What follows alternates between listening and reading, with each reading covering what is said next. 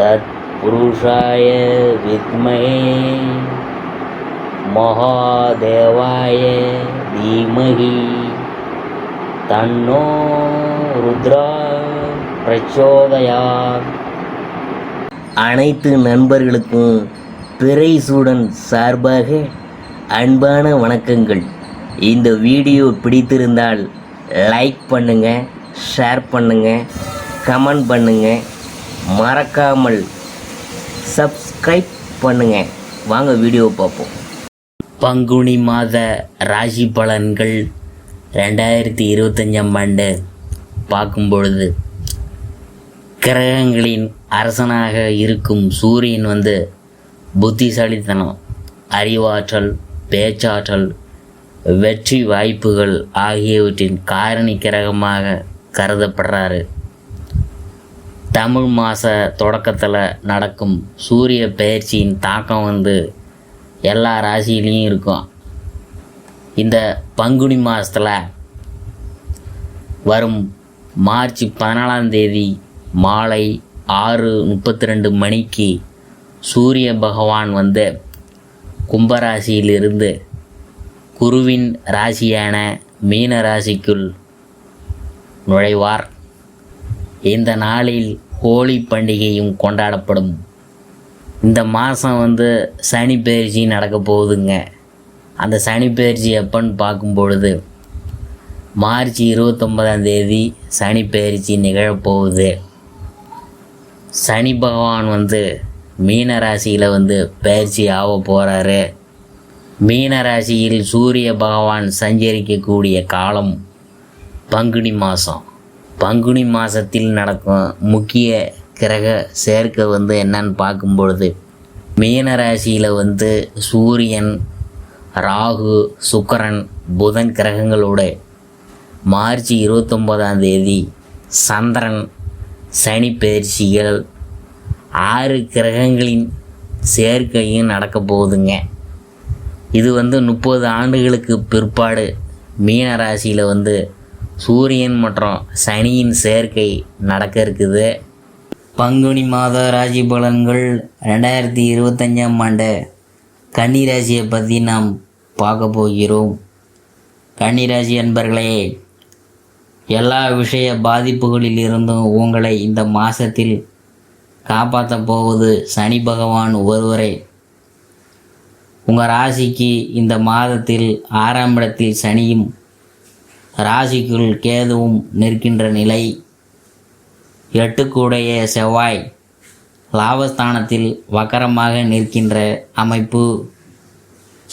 குடும்பஸ்தானத்தை பார்க்க போகின்ற குரு பகவான் தன பாக்கிய யோகாதிபதியுமான சுக்கிரனின் உச்சநிலை போன்றவற்றால் உங்களது வாழ்க்கையில் இனிமே தான் நிம்மதியாக இருக்க போகிறீங்க.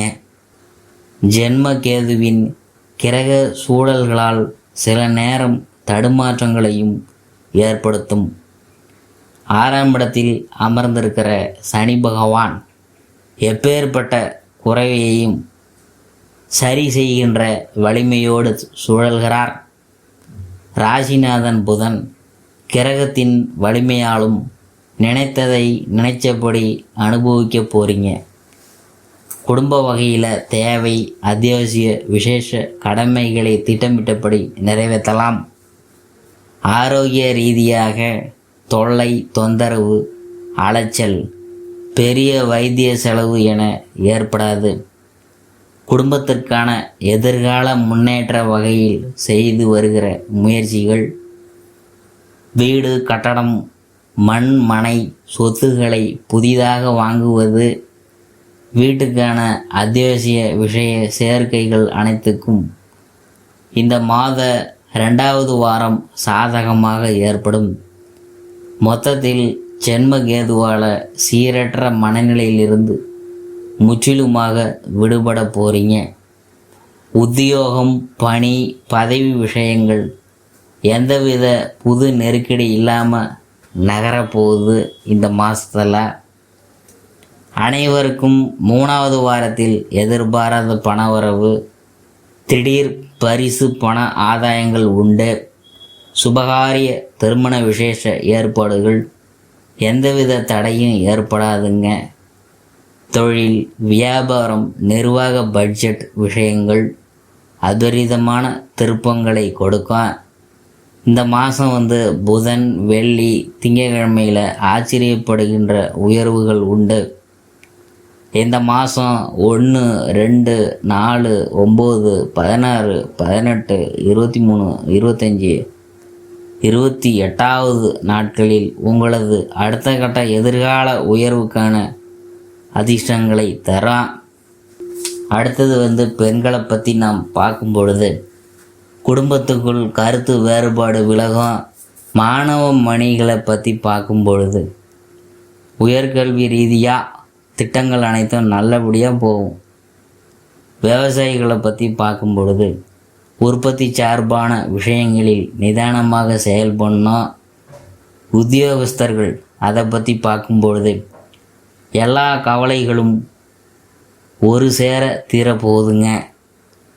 அடுத்ததாக தொழிலதிபர்கள், பெரிய உயர்வு, அதிர்ஷ்டம் ஒன்றை சந்திக்க போகிறீங்க. அடுத்தது கலைஞர்கள் அதை பற்றி பார்க்கும் பொழுது, அதிர்ஷ்டம் அனுகூலமான திருப்பங்கள் ஏற்பட்டு உங்களை உயர்த்தி கொள்வீங்க. அரசியல்வாதிகளை பற்றி நாம் பார்க்கும் பொழுது, சக கட்சி ரீதியான பதவி சார்ந்த எதிர்பார்ப்புகள் பூர்த்தியாகும்.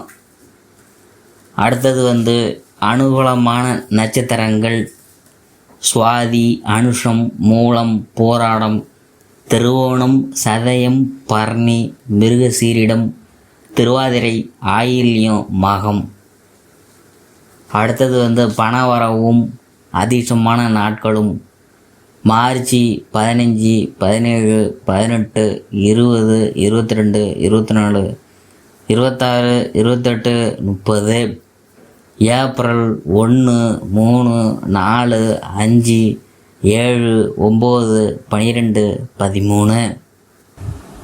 கன்னிராசியில் பிறந்தவங்களுக்கு இந்த மாதம் நீங்கள் தீட்டிய திட்டங்கள் அனைத்தும் எளிதாக நிறைவேறக்கூடிய அற்புதமான மாதமாக அமைய போகுது.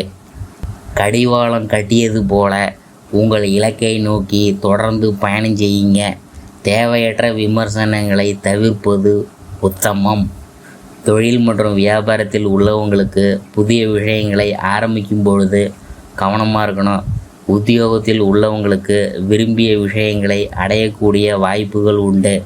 தேவையற்ற வீண் அலைச்சல் ஏற்படுவதற்கு வாய்ப்புகள் இருக்கிறதுனால கூடுமானவரை கவனத்துடன் இருக்கிறது நல்லது. மாணவர்களுக்கு படிப்பில் அதிக அக்கறை வேணும். ஆரோக்கியத்தில் சிறு சிறு குறைகள் ஏற்படலாம், அதனால் கொஞ்சம் கவனமாக இருங்க.